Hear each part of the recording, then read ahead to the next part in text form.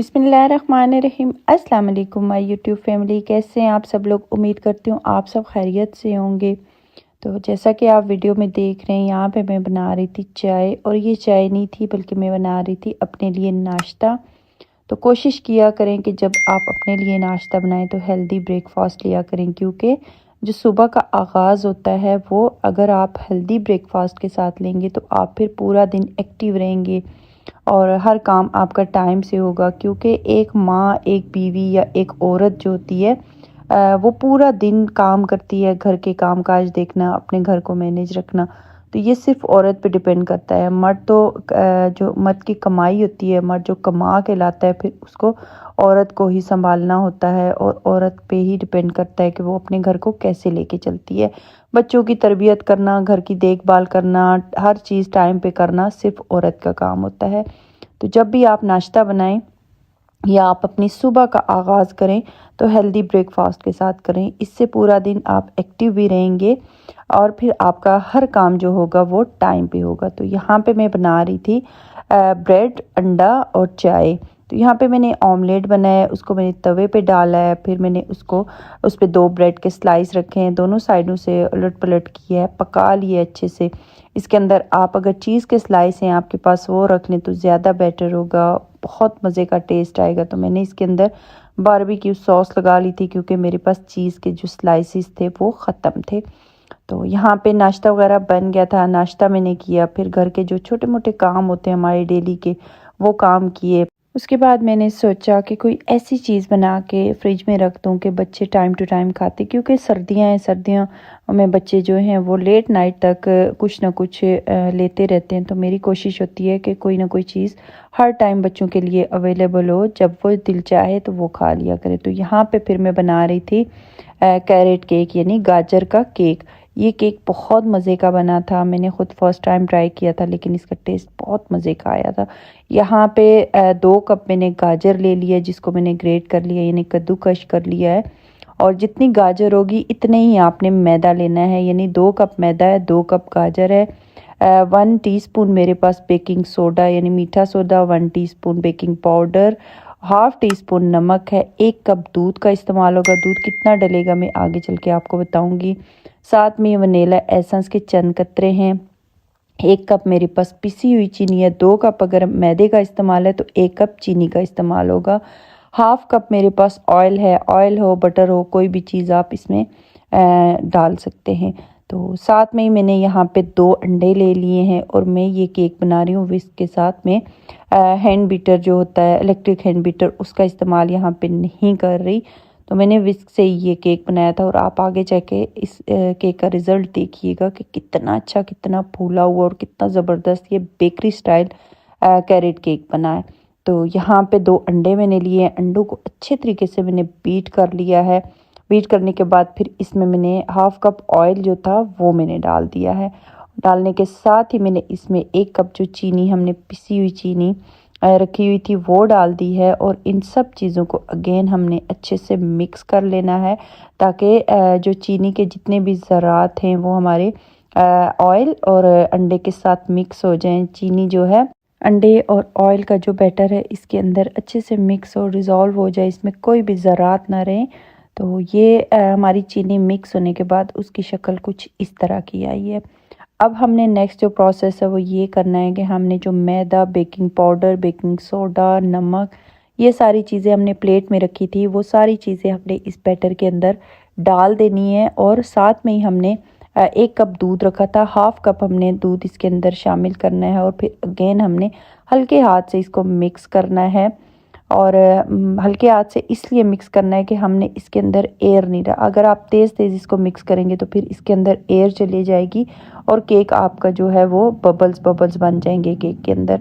तो हमने इसको हल्के हाथ से बिल्कुल सॉफ्ट सा मिक्स करना है। मिक्स करने के बाद हमने हमारे पास जो 2 कप हमने गाजर को ग्रेट करके रखा हुआ था वो डाल देनी है। अगेन हमने इसको मिक्स करना है। मिक्स करने के बाद ये आप देख सकते हैं हमारा बैटर कुछ इस तरीके का तैयार हुआ है, ना ज़्यादा थिक है और ना ही ज़्यादा ये स्टिकी है। तो आपने बिल्कुल इसी तरीका का बैटर तैयार करना है, क्योंकि ज़्यादा पतला हुआ तो फिर उसे हैंडल करना मुश्किल हो जाएगा। इसके बाद यहाँ पे चंद कतरे वनीला एसेंस के मेरे पास थे, वो मैंने डाल दिए। अगेन मैंने मिक्स किया।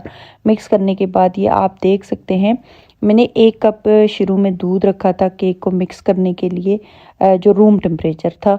तो यहाँ पे आधा कप मेरे पास बच गया। आप देख सकते हैं कि 2 कप मैदा 2 कप गाजर के अंदर मैंने यहाँ पे आधा कप दूध का इस्तेमाल किया है। फिर यहाँ पे एक पैन मैंने रख लिया जिसके अंदर मैंने बटर पेपर लगा दिया है, उसको ग्रीस कर लिया। आप कोई भी शेप का केक बना सकते हैं। मैं यहाँ पे रेगुलर जो केक की शेप होती है, यानी सर्कल शेप, वो बना रही हूँ। तो यहाँ पे सारा बैटर मैंने हमारा जो पैन था इसके अंदर डाल दिया है, उसको मैंने टैप टैप किया है और फिर मैंने इसको ओवन में रखना। ओवन में रखने से पहले आपने ओवन को प्री हीट लाजमी कीजिएगा। 10 मिनट के लिए आपने ओवन को लाजमी प्री हीट करें, ताकि जो आपका केक का रिज़ल्ट है वो बहुत अच्छा आएगा। यहाँ पे मेरे पास किशमिश, ये ऑप्शनल है, मेरे पास थी तो मैंने डाल दी है। यहाँ पे थोड़ी सी किशमिश मैंने हमारे बैटर के अंदर ऊपर मैंने डाल दी है, गार्निश से कर दिया। वो केक के अंदर जब केक फूलेगा तो केक के अंदर खुद ही चली जाएगी।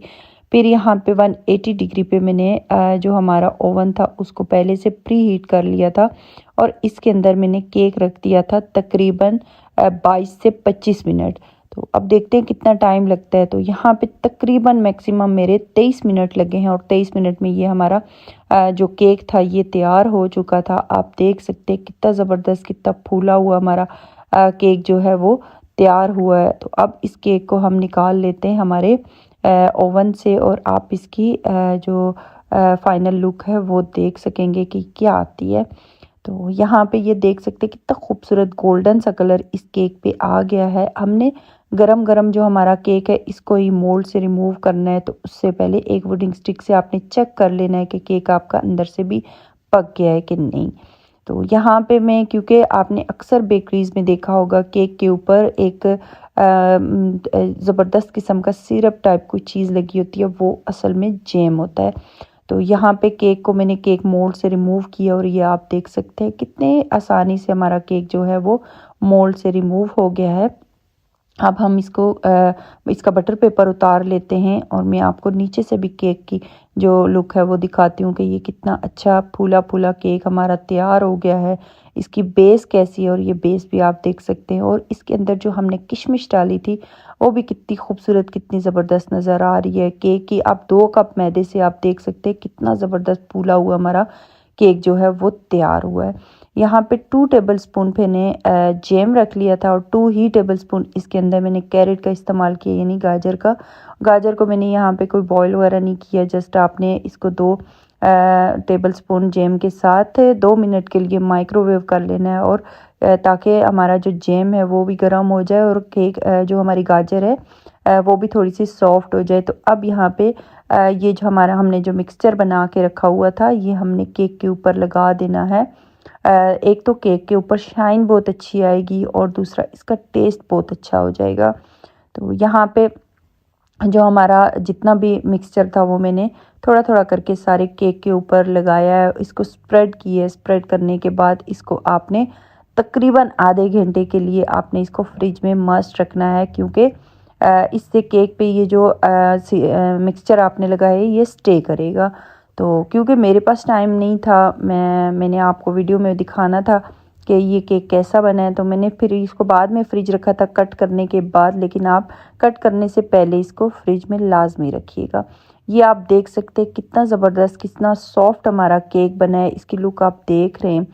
अब यहाँ पे मैं एक पीस आपको कट करके दिखाती हूँ कि केक जो है वो अंदर से भी कितना ज़बरदस्त तैयार हुआ है, पक गया है, बिल्कुल भी कच्चा नहीं है, और अंदर की जो इसकी लुक है वो कैसी आई है। यहाँ पे एक पीस मैंने काटा है और आप देख सकते हैं अंदर से केक की लुक कुछ इस तरह की आई है।